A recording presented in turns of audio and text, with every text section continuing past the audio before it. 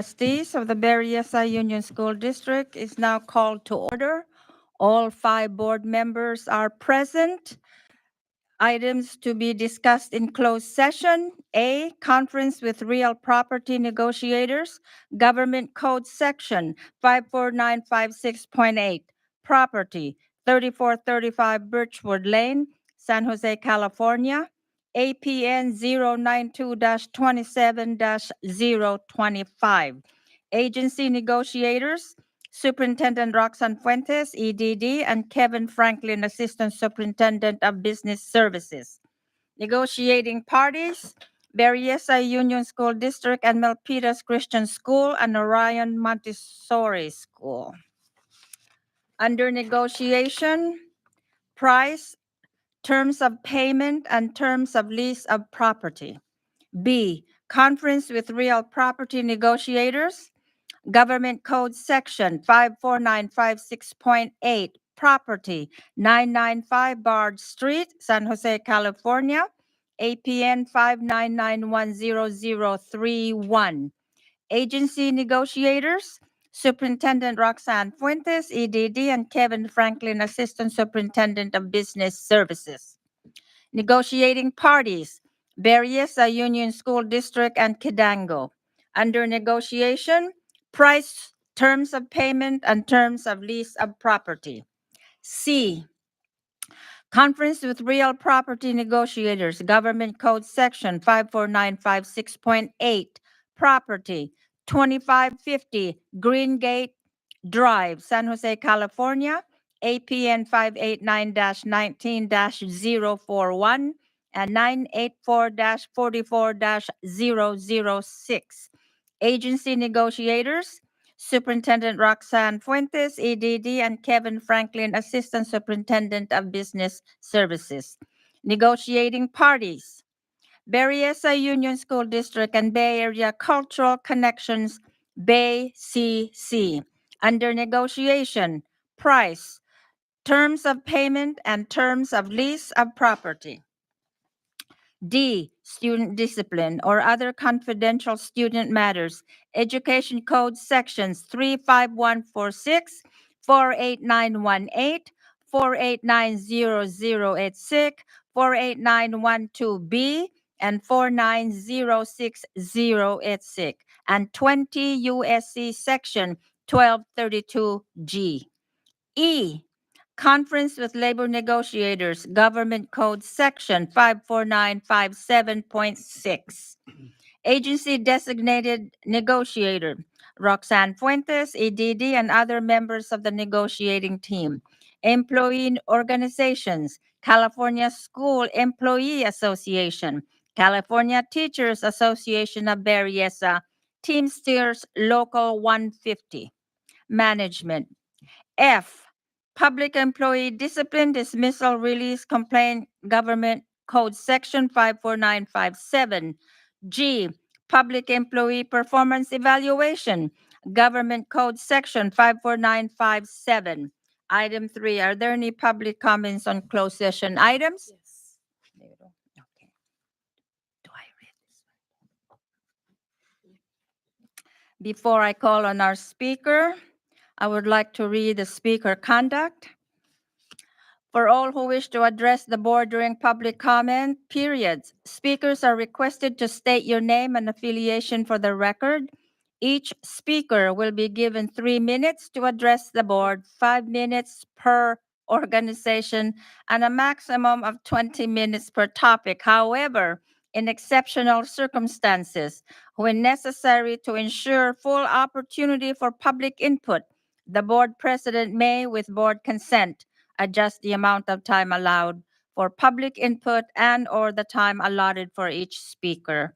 Any such adjustment shall be done equitably so as to allow diversity of viewpoints. The president may also ask members of the public with the same viewpoint to select a few individuals to address the board on behalf of that viewpoint. Board Bylaw 9323. Speakers are reminded to communicate with respect, fairness, and courteousness to each other and to all present. We ask that you not use the name of any district employee in your comments. The board welcomes orderly communication from the public. Thank you. I would like to call on Scott Moore as our speaker. Thank you.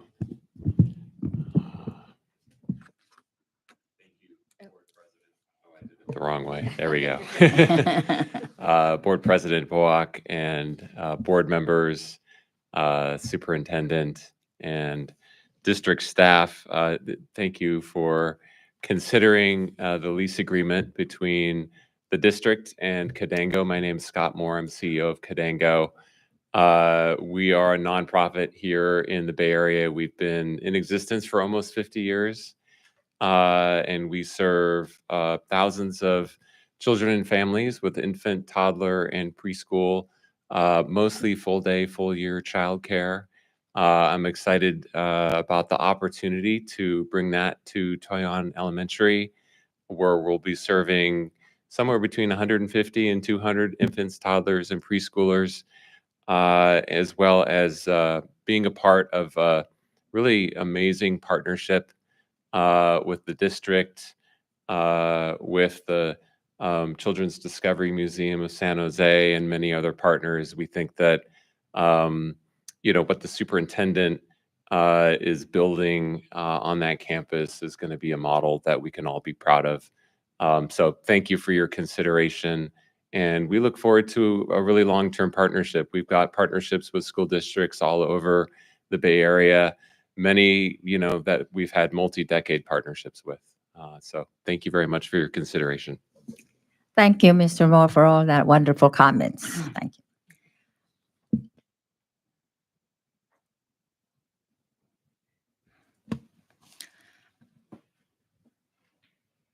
Oh, I think we have to close it now. Yeah. Any other comments? If not, we will now adjourn to closed session. Thank you very much. We'll see you in a few minutes. Well, no, not a few minutes, sorry. Probably an hour.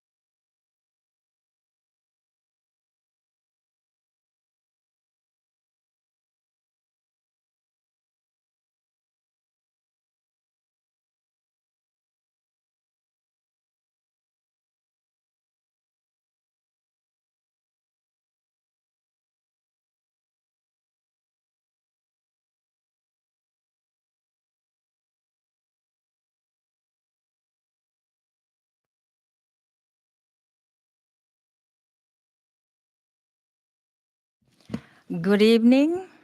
The regular meeting of the Board of Trustees of the Berryessa Union School District will reconvene now to open session.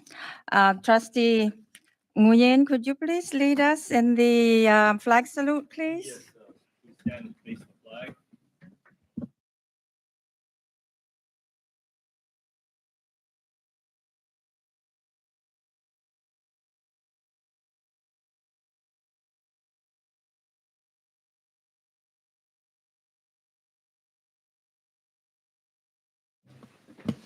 Thank you, Trustee Nguyen. Trustee Srinivasan, could you please read the district mission statement?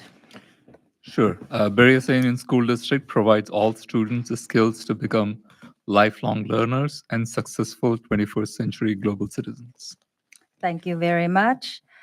Trustee Howell, could you please read the norms of the Board of Trustees? Yes, of course. The Berryessa Union School District Board of Trustees agreed to focus on the best interest of students at all times, be respectful, listen openly, address problems and process, not persons, keep each other informed, maintain confidentiality, work toward the future, learn from the past, equal participation from all members, and stay on task. Thank you. Thank you very much. No action was taken during closed session. Item letter E, the adoption of the agenda. Could I please have a motion to adopt the agenda? Move to adopt. Second. It's been moved and seconded to adopt the agenda. All in favor, say aye. Aye. Opposed? 5-0. Motion is passed. We shall go down to public comments. Are there any public comments regarding the consent calendar items?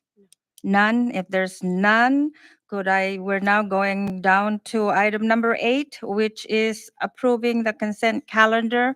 Could I please have a motion to approve the consent calendar? Move to adopt the consent calendar? Second. It's been moved and seconded to approve the consent calendar. All in favor, say aye. Aye. Oppose? Motion is passed. Item number 10. Oh, 9? Oh, 9. Comments from the public on non-agenda items. We have none. Oh, in that case, we shall go on to item number 10. Reports on presentation. A, Measure U, Construction Bond Program Update. Superintendent, please. Thank you. I'd like to invite Tony Conestab, our Director of Bond Facilities, who will share with you his monthly report.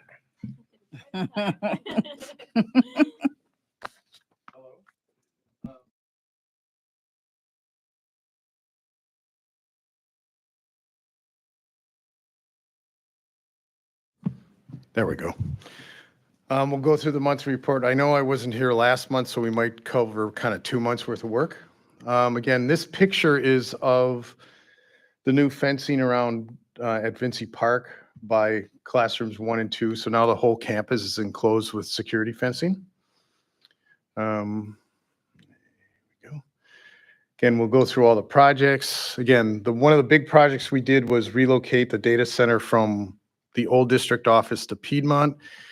And again, the IT department did a great job. Kyle and Matt both worked long hours to get it done, but it actually went really smooth.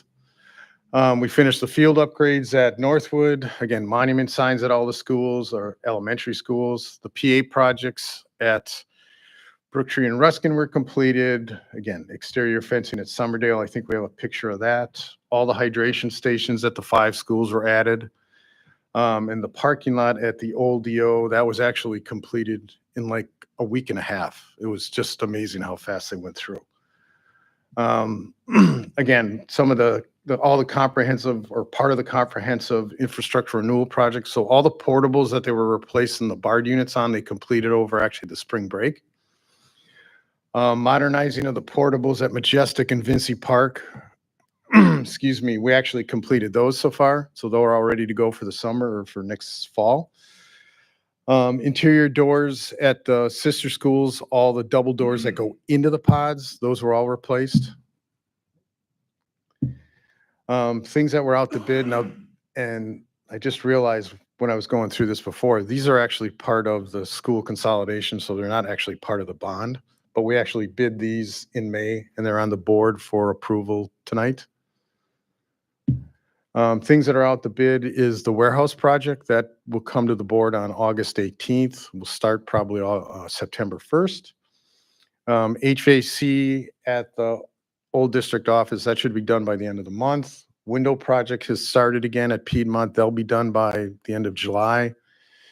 Fire alarm at Vinci, again, they should be done. I mean, they'll be done by the end of July for sure, but replacement for PA for Majestic Way, Summerdale, and Vinci Park. Summerdale and Vinci Park will be done by the end of summer, and then Majestic Way will be finished during the year after hours. Siding for Vinci Park and the painting of the siding at Vinci Park, that's actually started. That'll be completed by the end of summer. The comprehensive renewal projects, more projects. So basically the big project at Brooktree where they're taking out the central plant and replacing with new units, that has started, and that'll be done before teachers arrive or before school starts, put it that way. And then at Toyon, they actually started there also. And the solar projects, the central kitchen, we're just waiting to hook up with PG&E so we can turn it on.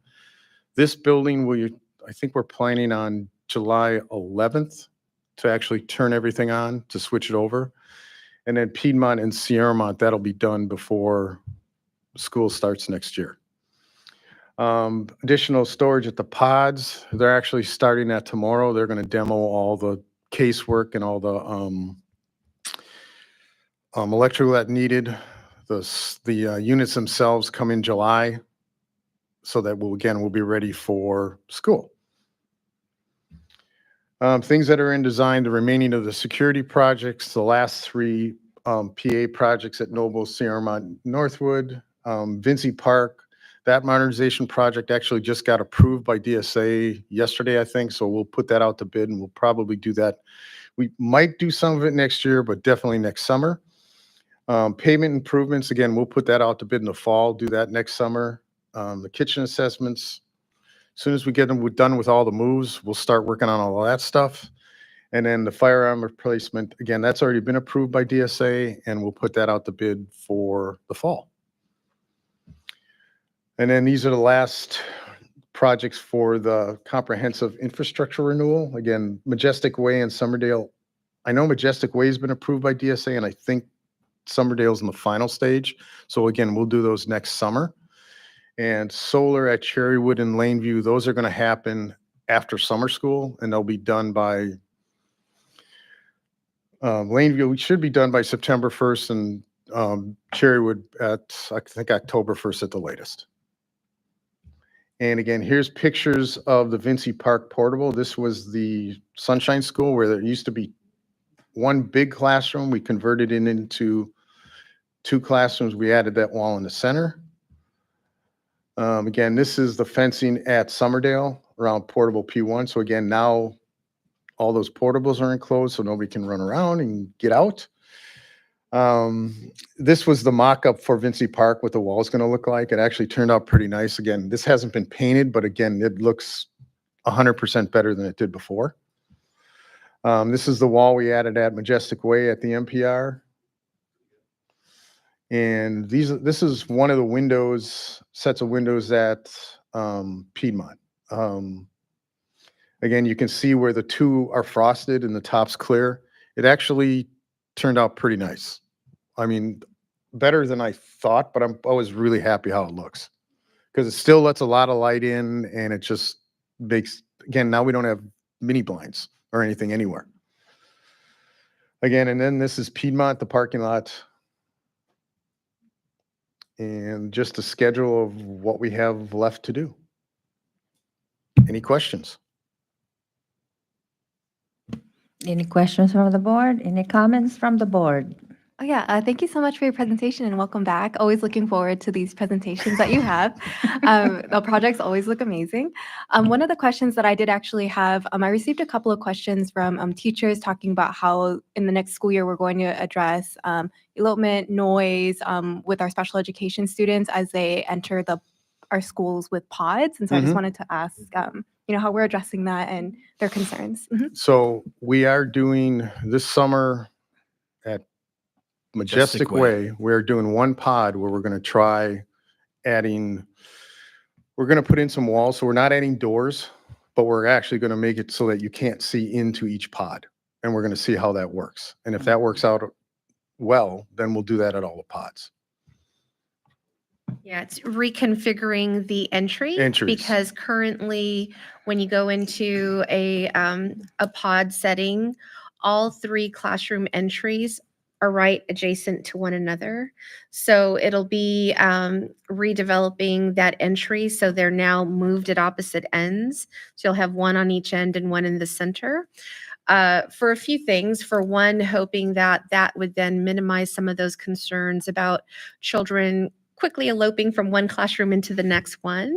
But then also to see to the extent that that helps buffer some of that that noise that carries up currently from that concentrated opening. So we'll try it. We're not sure how it'll work, but we have a classroom teacher volunteer who said they'll give us feedback. And so that'll be the pilot site at Majestic Way. Thank you so much, and thank you for your work on coming up with that pilot and creative idea. Thank you. Any more? I None? just wanted to thank you for your leadership and your awesome work throughout the years. So it's been you done. I really, like Trustee Hawk said, I look forward to these presentations. And most of the time since I've been on the board, I've been the one asking you a lot of questions.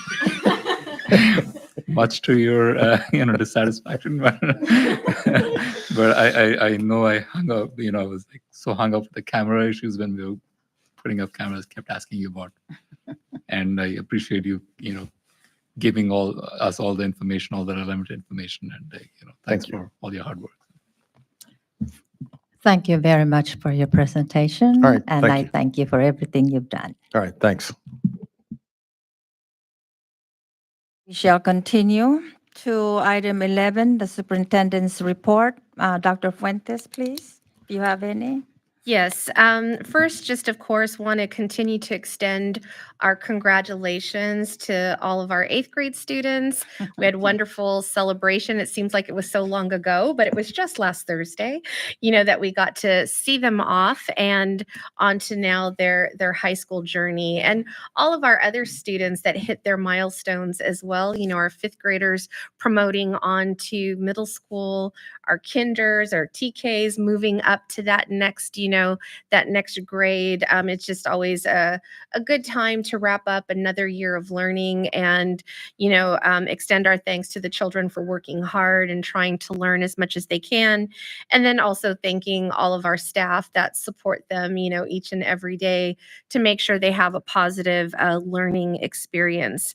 I also want to make sure, this was an unprecedented year with lots of challenges, and just want to make sure I give my thanks and gratitude to our cabinet team who has really done a lot of above and beyond planning and organizing and problem solving with things we didn't know to anticipate, right? So, none of us have gone through school consolidation to this scale. And so it's a learning opportunity for all of us. And I just want to, give my appreciation to our cabinet for working through, all of those situations and coming up with solutions that ultimately will best serve our students in this transition, and looking forward to starting off next school year in as positive a way and as supportive of a way as possible for everyone.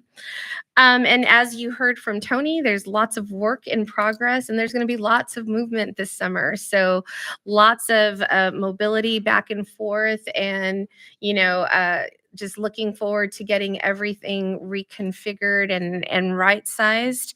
And, there's a lot of folks that are going to be involved in that process. And so we know, again, want to thank them for their late hours. I think Tony and Bonnie were here beyond me, and you all know how late I stay. And they were still here when I left last night. So lots and lots of things to get on the summer schedule to make sure that these projects get completed and that everything's ready for the first day of school. So just want to say thank you for all of that hard work and diligence with external third parties that we have to rely on to make sure these things get accomplished. Also, we're already ready to start summer school. So, while all this activity is happening, we'll have children welcomed back next week on Monday. So, on Monday, kids will be back both for academic learning and support, and also as part of our ELOP extended care programming. So, we appreciate all of our staff that signed up and said, yes, we're willing to be summer teachers and summer support staff to ensure that we have these opportunities for our students. And also, many of you, I'm sure were very aware of, the fire that took place last night. We were closely monitoring that situation to make sure, our schools, what vicinity they were within the evacuation zone and all of that. I have to say, I'm very impressed with San Jose Fire Department. They were very responsive. I know I was at a community meeting last night, and Captain Zuniga from San Jose PD was there and was very clear about the coordinated response and actually multiple drills that our emergency response teams have practiced for exactly what occurred yesterday. And so really efficient, really glad that, all of our neighborhood families weren't impacted too terribly and that everyone was safe in that outcome. But wanted to give, our thanks to our community service providers, our emergency response teams, and grateful for the communication that they offer to us as well. And then finally, we do have a new neighborhood association in the area, Beautify Berryessa.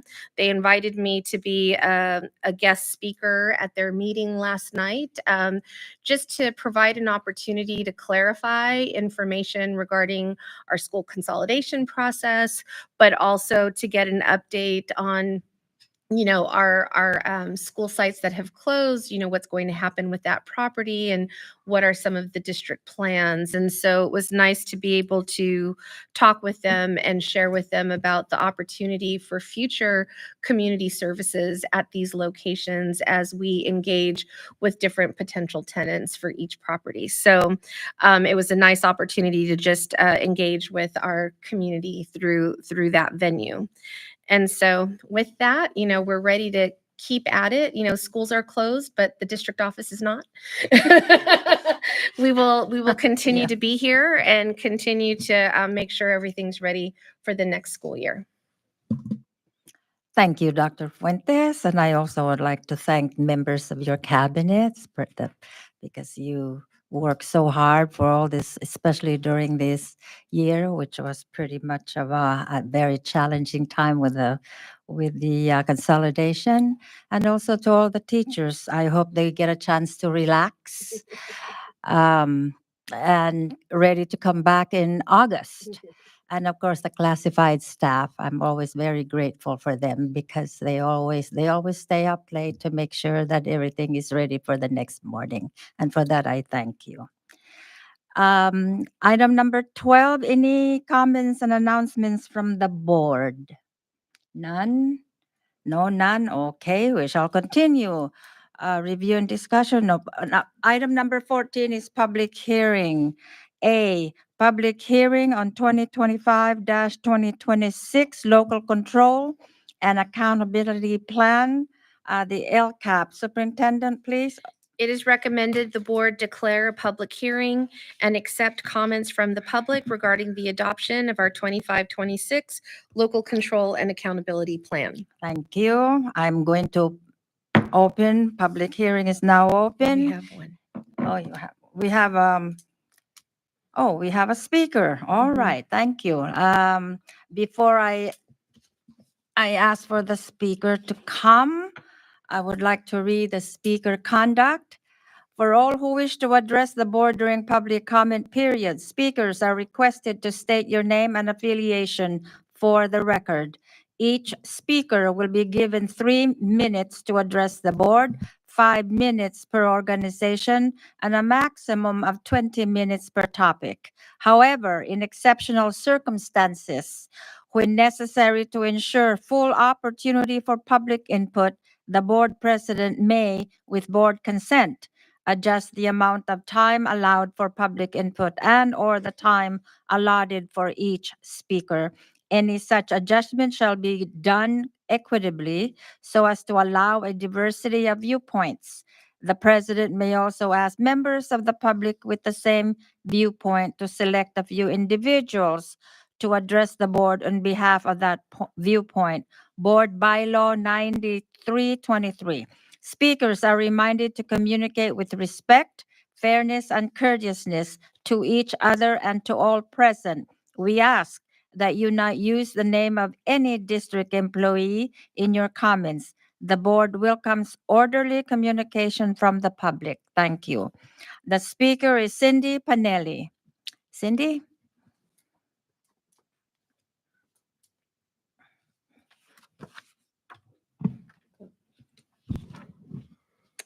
Good evening, Superintendent, Cabinet members, and board. My name is Cindy Pinelli, and I'm an instructional coach as well as the AVID District Director. And I'm here this evening to advocate for our AVID tutors for the during the LPAC for the 2025-2026 LCAP plan. Tutors are not just a part of the AVID program, they are the backbone. For the past 6 years in Berryessa, our tutors have provided critical academic support, guiding students through challenging concepts in their core classes. Through structured and small group tutorials using open-ended questioning, tutors empower students to independently discover solutions and deepen their understanding. Tutorials also support our students who are in the red in our California data dashboard in mathematics. Beyond academics, tutors serve as mentors, fostering essential college and career readiness skills such as time management, organization, collaboration, and effective note-taking. These are skills that are vital for our students to be successful. Just as important, our tutors also serve as role models, showing our middle school students that there is a clear path to higher education or a skilled trade.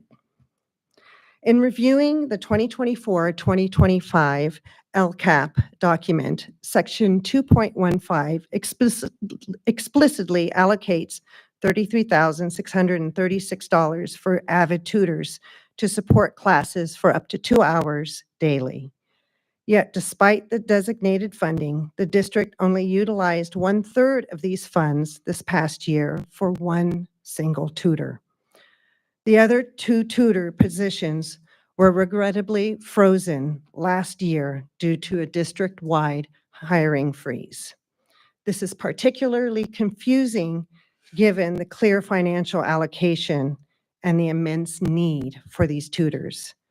The consequences of having only one tutor this past year meant that their time was spread across 2 out of our 3 middle schools, which significantly impacted the effectiveness of the AVID elective classes. It's simply not possible to provide 100% of support to any one school when the resources are stretched thin. As you deliberate and prepare to vote for the 25-26 LCAP plan, I strongly encourage you to not only preserve the crucial funding for AVID tutors, but also unfreeze the 2 tutor positions. This would ensure that we can place at least one college-age tutor at each middle school. Thank you for your time and consideration of this critical investment in our students' future. Thank you, Ms. Panelli. We shall continue with public hearings, which is letter. Oh, yeah, I'm sorry. Public hearing is now closed. Thank you. All right. Letter B, public hearing 2025-2026 budget adoption. Superintendent, please. It is recommended the board declare a public hearing and accept comments from the public regarding the adoption of the 2025-26 budget. Thank you. Public hearing is now open. Do we have any comments? None? If none, now I am going to close the public hearing.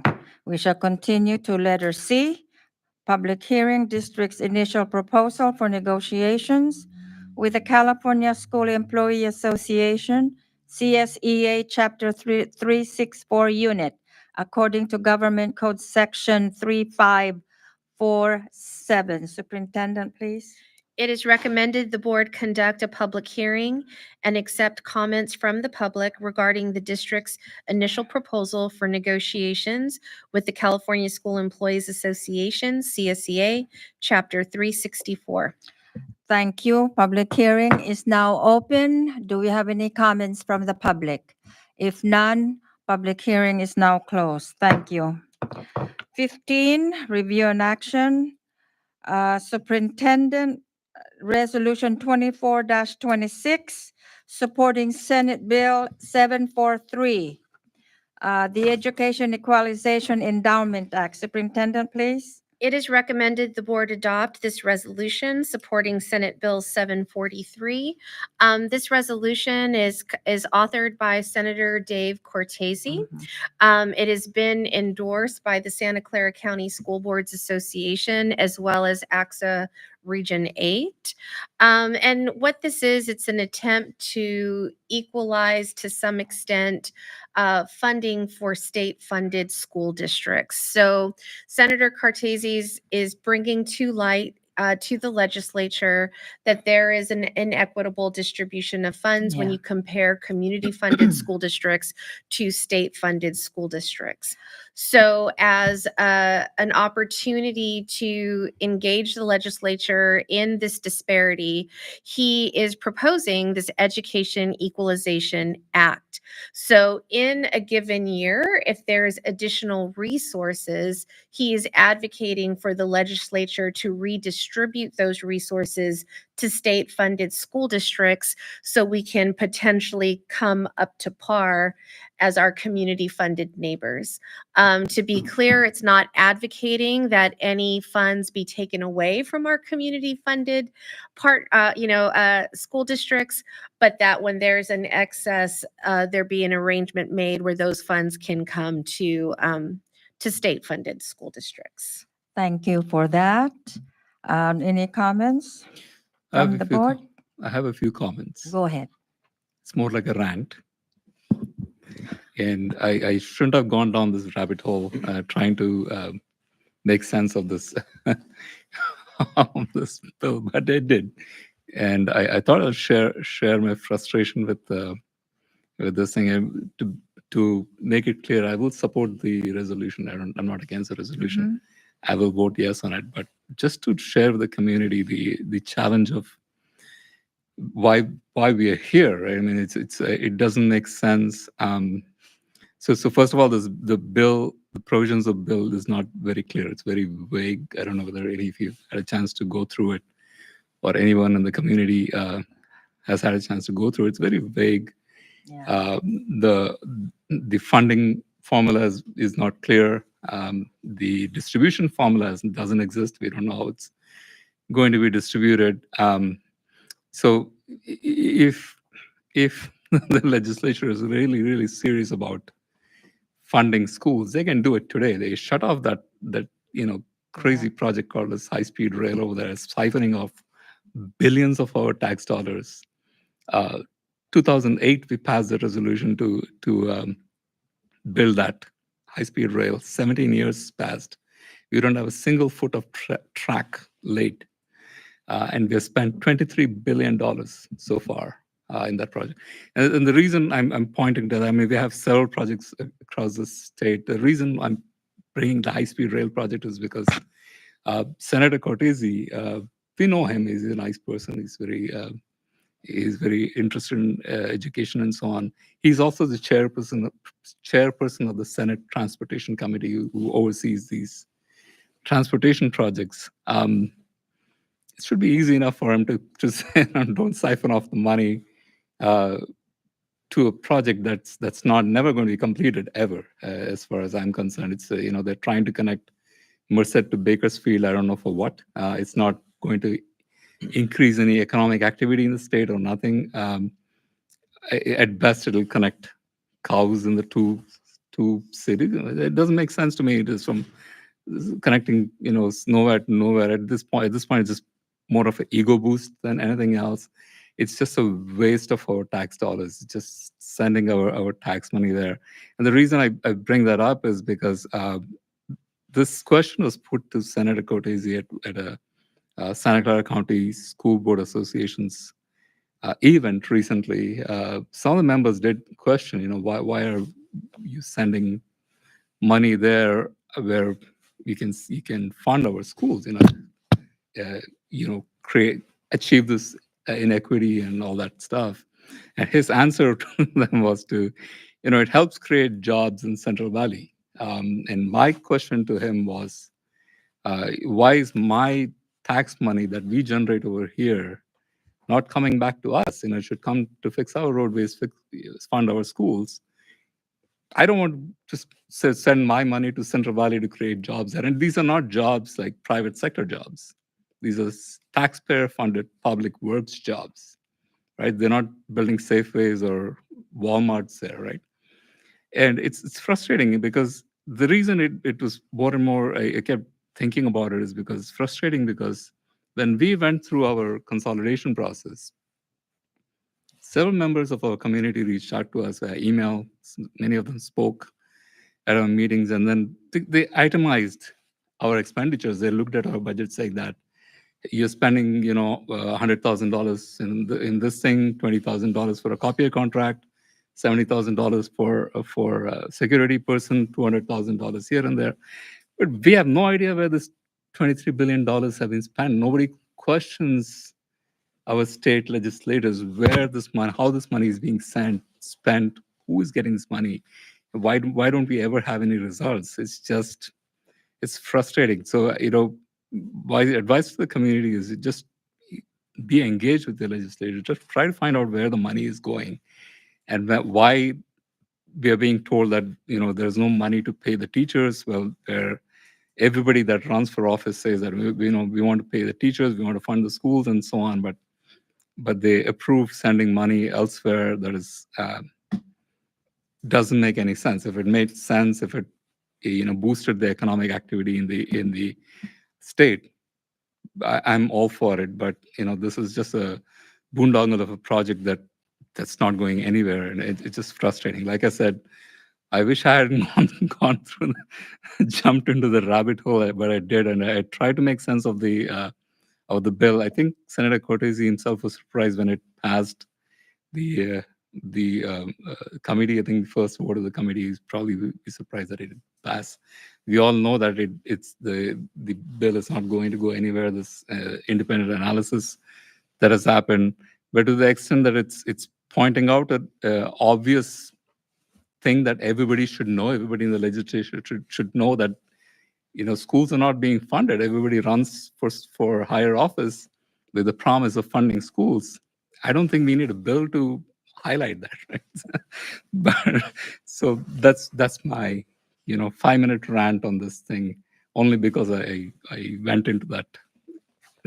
I made the mistake of opening the language of the Senate bill and tried to make sense of what it is, and I couldn't understand why we are in that process. We are doing that. But anyway, my advice to the community, whoever is listening, to stay engaged with your elected officials and try to find out. We are at the bottom of the totem pole, so to speak, as far as expenditure is concerned. We don't print our own money. We don't generate anything ourselves. But all our tax money is going to the state, and they're doing things that we don't even know. We don't even question ever. And it's frustrating. So thank you for listening to my rant. Thank you, Trustee Srinivasan. Trustee Haug, you have another comment? Go ahead. Yeah, my comment is just I'm really supportive of this bill because what it does is that, in the legislature, we know we were talking about the budget earlier, and this is mainly for the community's benefit. There is a minimum spending that the state has to do on education. And so what this bill does is if there is excess funding that exceeds Prop 98 requirements or the minimum requirements they need to spend on school, they will put it into an account, and then the money in that account will be distributed to schools who do not receive as much money as like a basic aid district, or like a district that has so high property taxes or a lot of money in the community where their schools really don't need to rely on the state funding them.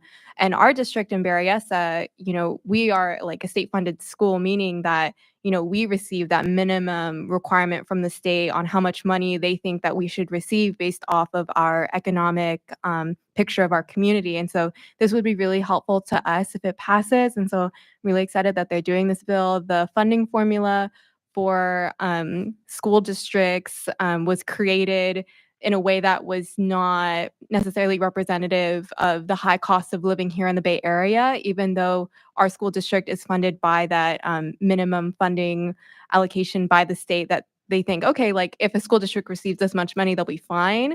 Obviously that is not the case for us because of how expensive it is to live here, declining enrollment, all of the things. So really happy that we're doing this. And thank you to Senator Cortese for pushing for this. So yeah.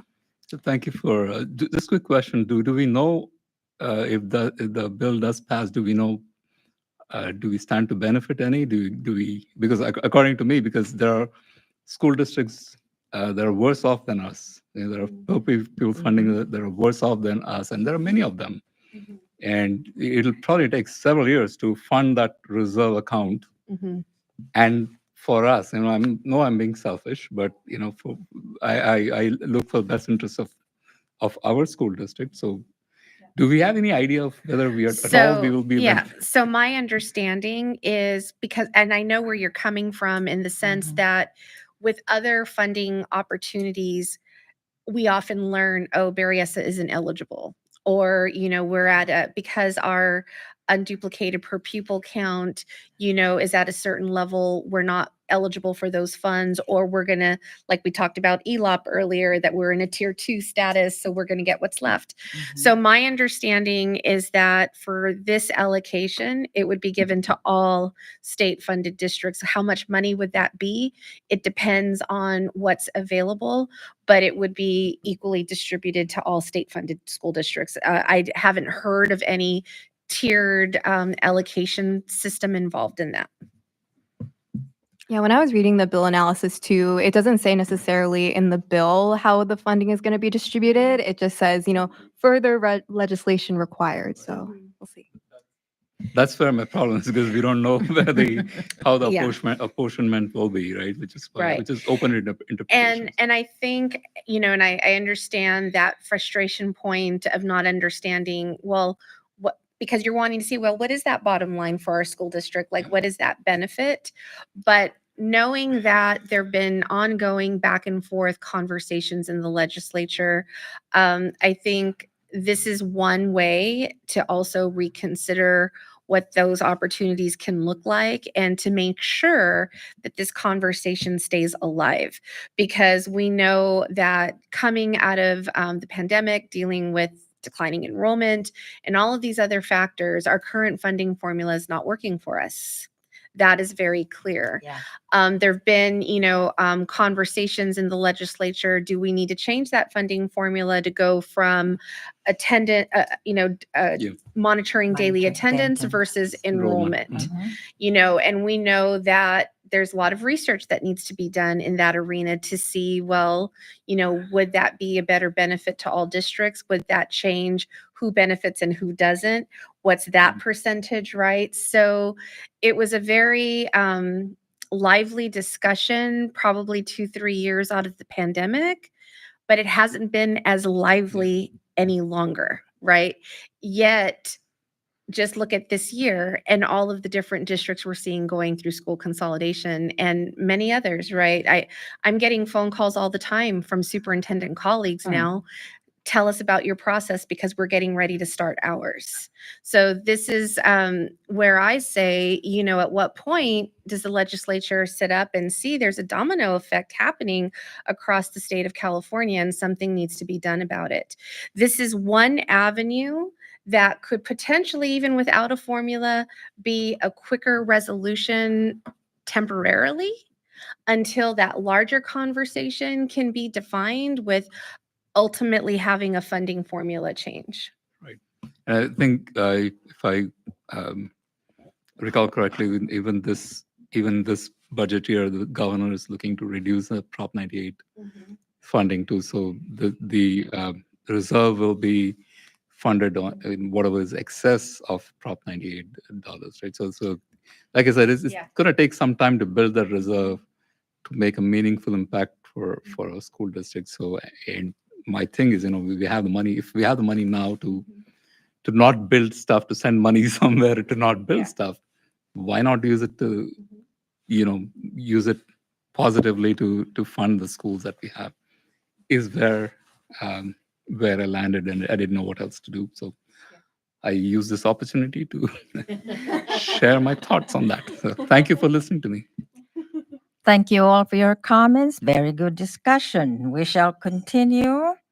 This is a resolution. Could I have a motion for adoption? I will move to adopt resolution 2426. It's been moved and seconded.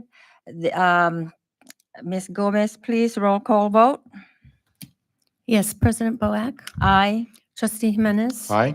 Trustee Howe. Aye. Trustee Nguyen. Trustee Srinivasan. Aye.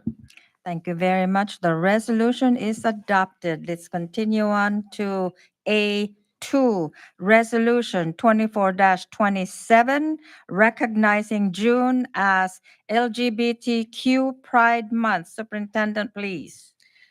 Thank you. It is recommended the board adopt Resolution 2427, recognizing June as LGBTQ plus IA Pride Month. So happy Pride Month that we did in response to the resolution that was passed last school year. We've been honoring all of the tenets that were outlined that are also reflective in this resolution, which included the raising of our Pride Progress flags at each of our school sites and our district facilities.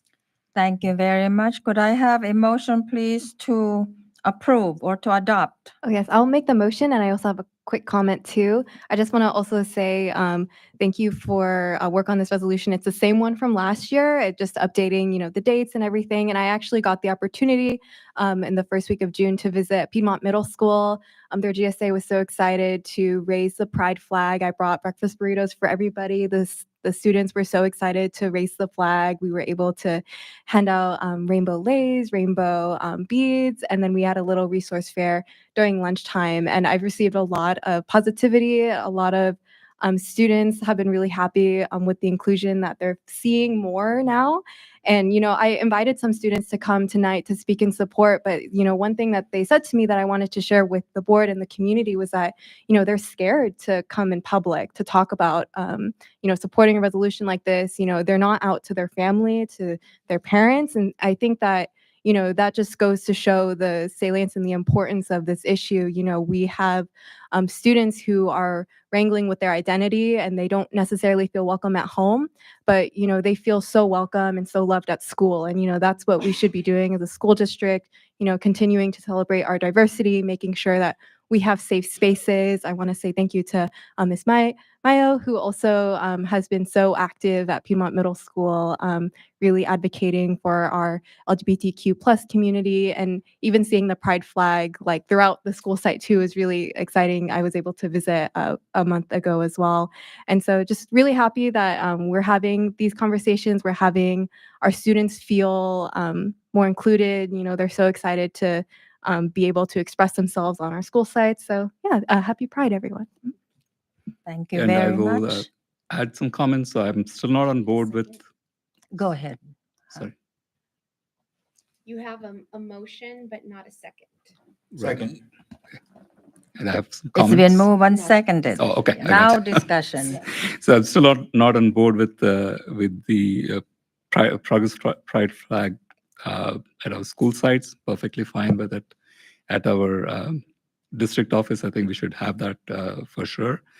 Specifically, the elementary school sites, I'm not fully supportive of that, and some of the provisions of the resolutions that I don't agree with some of that, but that's okay. But specifically with the pride flag, I think we should keep elementary schools out of it, but that's my minority opinion. I understand. So I will be abstaining from voting on this. This is a resolution, therefore we need a roll call vote. Ms. Gomez, please. Yes, President Boac, Aye. Trustee Jimenez. Aye. Trustee Haug, Aye. Trustee Nguyen. Trustee Srinivasan. I'll abstain. Thank you for that. The resolution is adopted and it is 4-1 abstention. Thank you. We shall continue to B, which is for business services. The resolution 2422, year-end budget revenues. Superintendent, please. It is recommended the board adopt Resolution 2422, year-end budget revenue. Thank you very much. Any comments? Do I have a motion? Move to adopt resolution 2422. It's been moved and seconded. Again, this is a resolution. Ms. Gomez, please for roll call. Yes, President Boac, Aye. Trustee Jimenez. Aye. Trustee Haug, Aye. Trustee Nguyen. Aye. Trustee Srinivasan. Aye. Thank you very much. Resolution is adopted. 2. Are we in the budget already? Yeah. Resolution 24-23, year-end budget expenditures. Superintendent, please. It is recommended the board adopt Resolution 2423, year-end budget expenditures. Thank you very much. Any comments from the board? Do I hear a motion for adoption? Move to adopt resolution 2423. Second. It's been moved and seconded. Ms. Gomez, again, please. Roll call. President Boac, Aye. Trustee Jimenez. Aye. Trustee Haug, Aye. Trustee Nguyen. Aye. Trustee Srinivasan. Aye. Thank you very much. The resolution 24-23 has been adopted. Now let's go to 3. Resolution 24-24, education protection account. Superintendent, please. It is recommended the board adopt Resolution 2424, Education Protection Account EPA funds, allocating revenue received from the EPA to teacher salary expenses. Thank you very much. Any comments or motion from the board? Move to adopt. It's been moved and seconded. Ms. Gomez, again, please, roll call. President Boac, Aye. Trustee Jimenez. Aye. Trustee Haug, Aye. Trustee Nguyen. Aye. Trustee Srinivasan. Aye. Thank you very much. Resolution 24-24 is adopted. Now I think we're going to 4. Resolution 24-28, Superintendent and Assistant Superintendent of Business Services, authority to execute contracts for the bond program and MOT department. Superintendent? It is recommended the board adopt Resolution 2428, Superintendent and Assistant Superintendent of Business Services Authority to execute contracts for the bond program and MOT department. Thank you very much. Comments or motion from the board? Move to adopt. All right, go ahead. Move to adopt. I'll second that. It's been moved and seconded. Ms. Gomez, again, please. President Boac, Aye. Trustee Jimenez. Trustee Haug, Aye. Trustee Nguyen. Aye. Trustee Srinivasan. Aye. Thank you very much. Resolution 24-28 has been adopted. 5, DC Electrical Company, Inc., agreement for bid B-08-2024-25, site work and utilities for newly relocated portable buildings at Majestic Way Elementary School. Superintendent, please. It is recommended the board approve the DC Electrical Company, Inc. agreement as stated. Any comments or motion from the board for approval? Move to approve the agreement. Second? It's been moved and seconded. The board has approved the DC Electrical Company agreement. Let's continue. Huh? You What? need a vote. Oh, did we vote on that one? Oh, all in favor, say aye. Aye. Oppose? All right. It's been approved. Thank you very much. It's just the resolution that got me all. There's so many of them. All right. Thank you. 6, Kidango Inc. license agreement to operate a preschool on a portion of the campus at Toyon Elementary School. Superintendent, please. It is recommended the board approve the Kidango Inc. license agreement to operate a preschool on a portion of the campus at Toyon Elementary School for 5 years. I also would like to add some additional information on this particular item. As you heard earlier at the start of the meeting, Scott Moore, CEO of Kidango, was here, shared a little bit about their company. It's a nonprofit state preschool provider. And so very exciting to be able to offer that service to our community. Currently, we do not offer state preschool in Berryessa Union, so this would be a great advantage to all of our young toddlers. They also service infants as well, so great childcare support. Families that are eligible will be eligible for scholarship so that they can get that preschool learning and childcare for free. And they will also have fee-based options as well. But what I want to also highlight is that the potential for this project is beyond just offering state preschool opportunity for our community. We have many interested partners that have wonderful vision to create an early learning center at Toyon.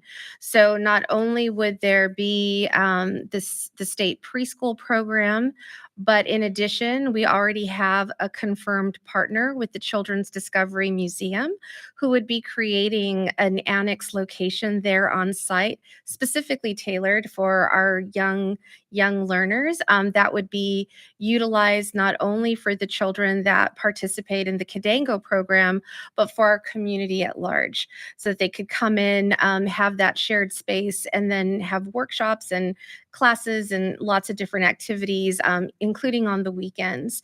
And so Children's Discovery Museum we've had lots of really great conversations of what that could look like. In addition to that, we are also envisioning creating a family resource center at this location with other potential providers. We know of, First Five is a wonderful nonprofit that provides excellent service and information to families about how to care for their young children, not just in the aspects of education, but also health and physical well-being, how to get your child ready for TK and kindergarten, including, all the physical exams and going to the dentist and all the immunizations that they need. So being able to have kind of a one-stop shop for families to be able to get all of that information to help our early learners, be ready for school. In addition to that, we are also thinking beyond the Toyon site. And so when I say that, where Toyon is physically located, there is a lot of wonderful local natural resource around that area. You've got Penitencia Creek, you've got the Perk Ponds, you've also got the Alum Rock State Park. So one of the things that we're thinking about in terms of the curriculum that Kidango would offer to the preschoolers, as well as the activities that the Children's Discovery Museum would provide, would be nature and environment based, and that we would take the children outside the school and work in partnership with the city and with the county and with Santa Clara Valley Water, because everybody is orchestrated in those lands, to be able to create outdoor learning stations for children. So that's kind of the bigger vision, where it would all come together. And even in talking about what these learning opportunities could include, they can certainly support field trip opportunities for our TKers, for our kindergartners. There's just going to be a lot of robust opportunity for early learning there in that area. It'll be phased out over a few years, but just incredible potential. And so I certainly am really pleased that Cadango has come forward as being a lead partner in developing that experience for early learners. Thank you for that. Thank you very much. So could I have comments or motion, please, for approval? I'll move to approve. I also have a comment. I just, wish Cadango a lot of success. Welcome to, our neighborhood. And I look forward to having them as partner for long-term, Mhm. hopefully a lot more than the 5 years. Mhm. Yeah, and I'll second that. And I also wanted to add, thank you to Dr. Fuentes, thank you to President Boak, for your leadership and visioning this new creative way that we can really give back to our community, especially in the Toyon neighborhood. I'm a childcare advocate in my day job, and so I'm really happy to see that we are doing something to really help our littlest ones as they prepare for coming to Berryessa as Mhm. potential new students as well. As the studies have shown time and time again, that development really is crucial in 0 to 5. So it's really integral that we support our students in the best way that we can, even as young as 0 to 5, obviously. And I'm really excited to have Cadango in our neighborhood. Welcome to Berryessa. We're so excited to have them as a partner and really excited to see this moving forward. Thank you for those comments, and I agree. I'm looking forward to the partnership for the future. All right. Motion, please. You have a Do motion we and have a a second. motion already? It's already, it's been moved and seconded. All Mhm. right. In that case, all in favor, say aye. Aye. Oppose? The first time, no one opposed it. Thank you very much. It's been approved. Motion is approved. 7, Ovasi Construction, Inc., agreement for bid B-06-2024-25, site work and utilities for newly relocated portable buildings at Northwood Elementary School. Superintendent, please. It is recommended the board approve the Ovasi Construction, Inc. agreement, the lowest responsive and responsible bidder for bid B-06-2024-45. Thank you very much. Do I hear any comments, or could I have a motion? Move to approve this agreement. Second? It's been moved and seconded. All in favor, say aye. Aye. Opposed? Motion is approved. C, Human Resources. Acceptance of the district's initial proposal for negotiations with the California School Employee Association, CSEA, Chapter 364 unit, according to Government Code Section 3547. Superintendent? It is recommended the board accept the district's initial proposal for negotiations with CSEA Chapter 364. Thank you very much. Do I hear a motion or comments from the board, please, for acceptance? Move to accept the proposal. Second? It's been moved and seconded. All in favor, say aye. Aye. Opposed? 5-0. It's been accepted. 2, Resolution 24-25, declaration of need for fully qualified educators for the 2024-2025 fiscal year. Superintendent. It is recommended the board adopt Resolution 2425, Declaration of Need for Fully Qualified Educators for the 24-25 fiscal year, and approve a recommendation for a provisional internship permit for certificated staff members. Thank you very much. Any comments from the board? A motion for adoption? Move to adopt resolution 24-25. All right, it's been moved and seconded. This is a roll call vote. Ms. Gomez, please. President Boak, Aye. Trustee Jimenez. Aye. Trustee Haug. Aye. Trustee Nguyen. Aye. Trustee Srinivasan. Aye. Thank you very much. The resolution 24-25 has been adopted. Motion is approved. Let's continue. Education Services, 1, Okay. Reading Difficulties Risk Screener RDRS presentation and adoption, Superintendent.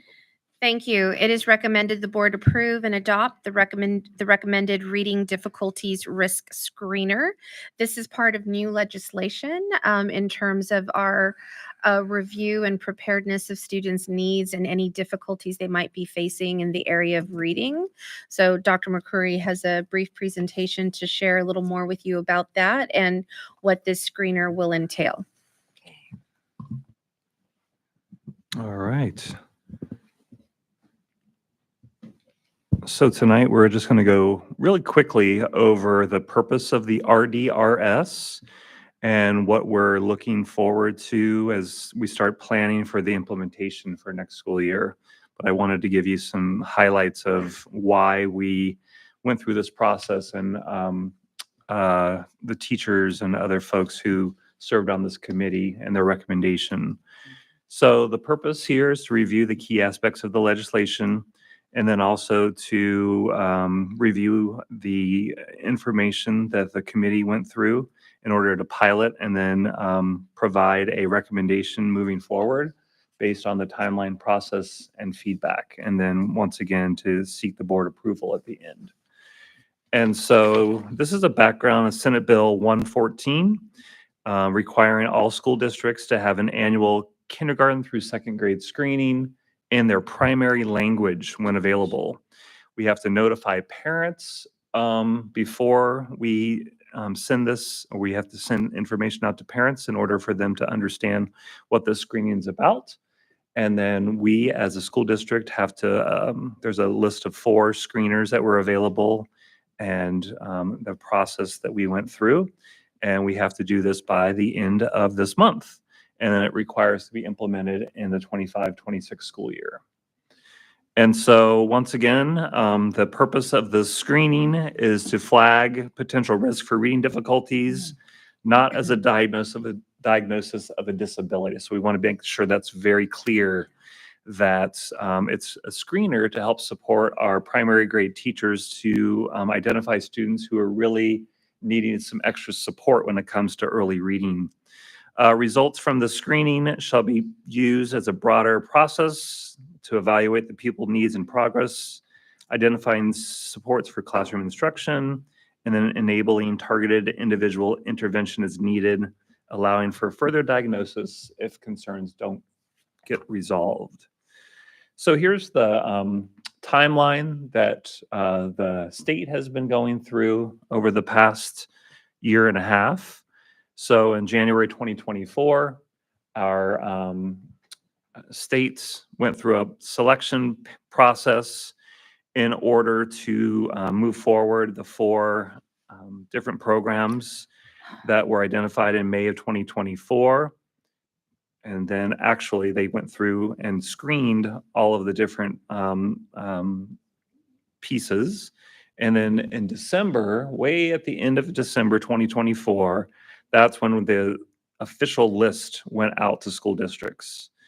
And so once again, by the end of this month, we're to adopt one of the approved instruments from the list for all K-1-2 students to be screened. And so then you have the 25-26 school year where we're to implement to have all of our students tested.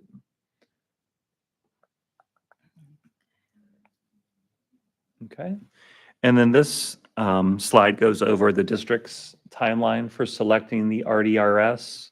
You can see here in January and February of this school year, got together with our Ed Services Director of Curriculum and Instruction and some of our instructional coaches, and we identified 2 of the actual screeners that we were going to pilot, and then those were Multitudes and Amira. And then in March, we formed a committee of 8 teachers, 2 principals, and there was a toolkit that we used and facilitated this process from the director of curriculum and a couple of our instructional coaches. And then those teachers went out into their classrooms and they piloted these 2 different programs, working with a handful of students to see how easy it was in order to make sure that whichever one we decided on was going to be easy to implement, so it wasn't a burdensome process for our teachers moving forward to next school year. And then we're here tonight to share our recommendation. So here are the two screeners that we piloted. Once again, Multitudes and Amira. And then there were actual criteria that the teachers were supposed to look for, making sure that, you know, strongly meets the needs of our students within the district. Areas of evaluation, preparing how much time it takes to prepare for the administration of the actual test. What does that look like when we score and report, and how easy it is to access the data once it's given to the students. So overall ratings, you'll see here that Multitudes had a very strong rating, adequate. So for the most part, it was a 96% favorable, and Amira was like 83% favorable. And then the team had to go through this consensus and decision-making process just to make sure that everybody was on the same page, so that they understood that, you know, everybody's voices were heard for the most part. So what were the concerns for those folks who didn't officially, you know, stand behind Amira? So once again, that Fist of Five consensus protocol. So they went through, each of the teachers went through and made sure that, once again, their voices were heard. And the reason why they landed on Multitudes was it was manageable to administer, easy to navigate for the students, user-friendly to get started and understand the reports. The reporting tools were effective. There were letters that we could send home to parents in many different languages. And so next steps, of course, is what is it going to take to implement this in the classroom. So one of the big things is, as we transition to next year, these screeners have to be done within the first school year. So it doesn't necessarily mean that all of these tests have to be done within the first month of school. And so that's really the recommendation. We're going to have an additional team brought together to really come together and really think through what is that process going to look like, and hear from teachers, understand there's a lot of things going on at the beginning of the year. Can we wait until October? Can we wait until November? Specifically with our kindergarten students, because at the beginning of kindergarten, there might be a lot of students who don't do well on the screener because they've never been to school. And so the recommendation specifically for kindergarten is wait until probably, you know, at least November, December to administer this. And of course, there needs to be training and professional development for teachers. Support staff also might be needed to be identified that speak another language other than English. So we're thinking our assessments folks, we have one that speaks Vietnamese, we have one that speaks Spanish, and then we also have our reading tutors that are housed at our sites as well.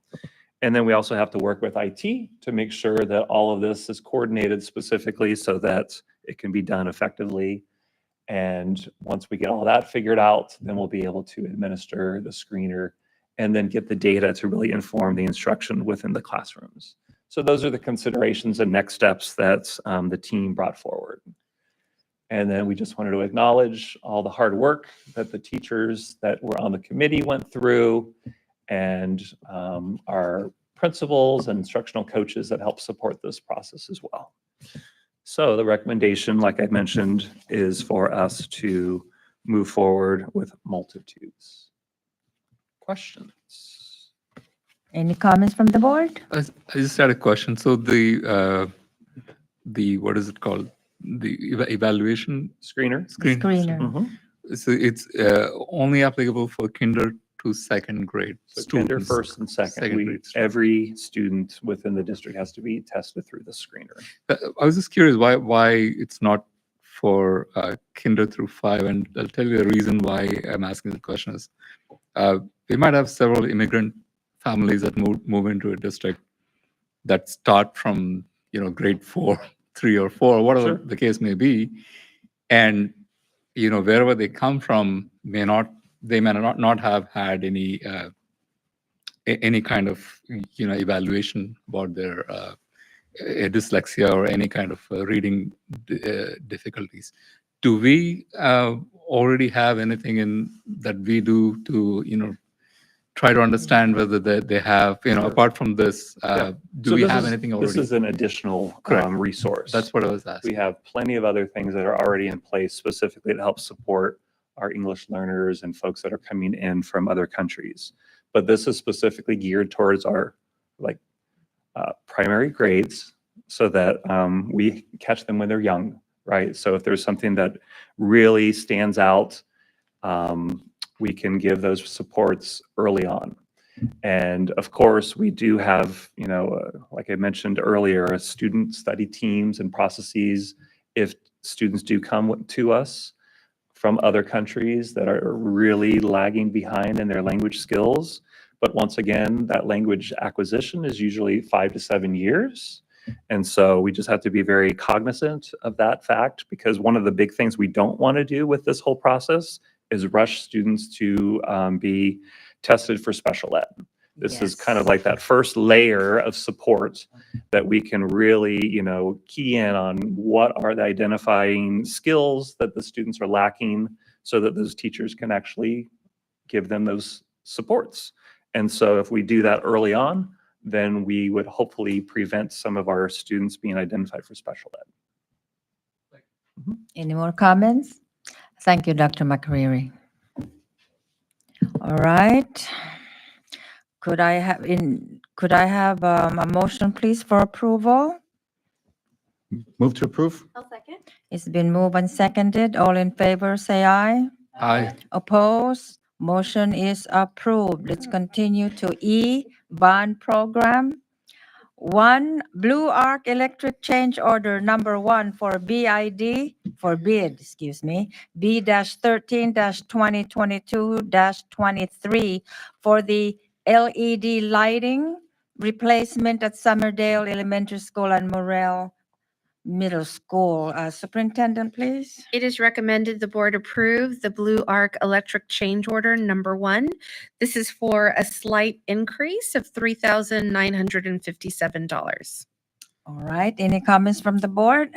Surprising to see an increase when Tony is in charge. It's usually see credits, but We usually have we will let credits. us slide this time. So move to approve the change order.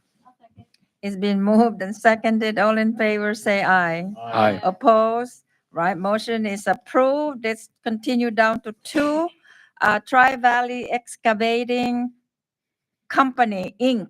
Change order number 1 for bid B-5-2024-25 for the site improvements at 1376 Piedmont Road. Superintendent, please. It is recommended the board approve the Tri-Valley Excavating Company, Inc. Change Order Number 1. And this is for what we're used to, a credit Nice. of $25,000. We'll take That the sounds credit. great to me.